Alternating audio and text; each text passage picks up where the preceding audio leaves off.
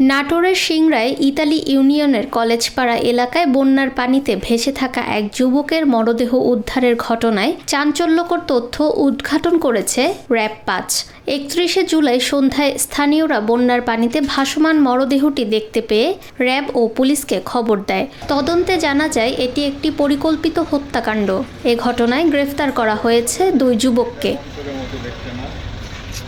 রাস্তার পাশে বন্যার পানিতে অজ্ঞাত পরিচয়ের একটি মৃতদেহ পাওয়া যায়, যার মুখ বাঁধা অবস্থায় ছিল, অর্থাৎ তাকে হত্যা করা হয়েছে। আমাদের র‍্যাব-৫ একটি ছায়া তদন্ত শুরু করে দায়ী ব্যক্তিদের খুঁজে বের করার জন্য। আমাদের একটি চৌকস দল আসামিদেরকে গ্রেফতার করতে সক্ষম হয়।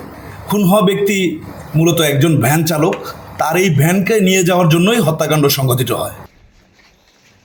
প্রাথমিক জিজ্ঞাসাবাদে জানা যায় আর্থিক সংকটে পড়ে তারা তাদের পূর্ব পরিচিত বন্ধু জিহাদকে হত্যার পরিকল্পনা করে। ৩০ জুলাই সন্ধ্যায় তারা জিহাদকে সিংড়া বাজারে ডেকে এনে চেতনানাশক মিশ্রিত খাবার খাওয়ায়।